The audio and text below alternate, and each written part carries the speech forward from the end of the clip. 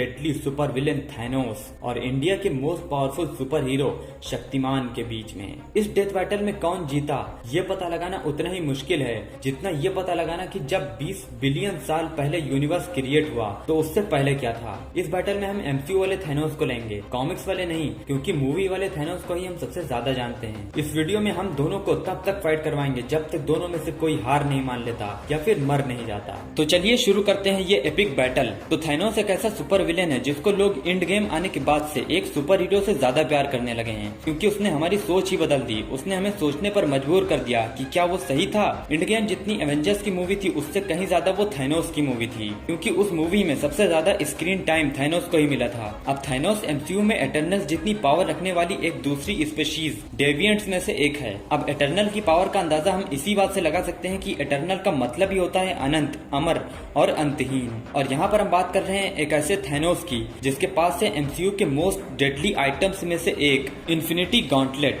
और उसमें चमक रहे हैं सारे के सारे इन्फिनिटी स्टोन्स। और साथ ही थैनोस के पास है उसकी इन्फिनिटी स्वॉर्ड। हमने इन्फिनिटी वॉर में देखा कि थैनोस के पास इन्फिनिटी स्वॉर्ड नहीं थी, और एंड गेम में हमने देखा कि उसके पास इन्फिनिटी गॉन्टलेट नहीं था। लेकिन आज हमने उसके हाथ में दोनों वेपन्स थमा दिए हैं, क्योंकि आज उसके सामने खड़ा है अंधेरे का सबसे बड़ा दुश्मन शक्तिमान। और शक्तिमान ने अपनी योग विद्या के दम पर अपने शरीर के सातों चक्रों को जागृत कर लिया है, जिससे वो पंच तत्वों को कंट्रोल कर सकता है और कंपन यानी कि एटम्स के वाइब्रेशन तक को कंट्रोल कर सकता है। और अब मैं आपको एक्सप्लेन करूंगा सातों चक्रों की मेन पावर्स। तो पहला चक्र है मूलाधार चक्र, जिससे शक्तिमान अपनी बॉडी की डेंसिटी कंट्रोल कर सकता है, जिससे वो अपनी बॉडी को वज्र से ज्यादा ठोस और रुई से ज्यादा मुलायम बना सकता है। दूसरा चक्र है स्वादिष्ठान चक्र, जो पानी पर बेस्ट एनर्जी प्रदान करता है, जिससे शक्तिमान इंद्रियों पर कंट्रोल रखता है। और साथ ही एजिलिटी मिलती है, जिससे वो बूढ़ा नहीं होता, और साथ ही उसको मिलती है एक लंबी उम्र। तीसरा चक्र है मणिपूरक चक्र, जो फायर पर बेस्ट एनर्जी देता है, जिससे शक्तिमान को मिलती है स्पीड ऑफ लाइट, असीम ज्ञान मतलब infinite knowledge, heat rays, heat vision, weather control, जिससे शक्तिमान मौसम पर नियंत्रण रख सकता है, और सेल्फ हीलिंग जैसी पावर्स। चौथा चक्र है अनाहरत चक्र, जो हवा पर बेस्ट एनर्जी देता है, जिससे शक्तिमान दूर तक देख सकता है, टाइम कंट्रोल कर सकता है, डायमेंशन ट्रेवल कर सकता है, हिप्नोटाइज कर सकता है, सांस कंट्रोल कर सकता है, और उसको मिलती है हाई वेलोसिटी। पांचवा चक्र है विशुद्धि चक्र, जिससे उसको आकाश तत्व पर बेस्ट एनर्जी मिलती है, जिससे वो शेप शिफ्टिंग कर सकता है, जिससे वो इनविजिबल हो सकता है, इनविजिबल चीजों को देख सकता है, चीजों को जूम करके देख सकता है, मानसिक संपर्क के जरिए दूर तक अपनी बात पहुंचा सकता है, और किसी को भी दूर तक सुन सकता है। और लास्ट में आते हैं दो सबसे पावरफुल चक्र, जिससे शक्तिमान एक इंसान से ब्रह्म बन जाता है, जिसमें छठा चक्र है आज्ञा चक्र, जिससे शक्तिमान अपनी माइंड को यूज करता है, और उसको मिलती है telepathy, x-ray vision, mind control, अपनी पावर ट्रांसफर करना किसी दूसरे में, तीसरी नेत्र जैसी परम शक्ति, जिससे कोई भी पार नहीं पा सकता है। अब आखिरी और सातवां चक्र है शास्त्राधार चक्र, जो शक्तिमान को टेलीपोर्टेशन, मरे हुए को जिंदा करना, मल्टीवर्स पर कंट्रोल रखना, ईटीसी।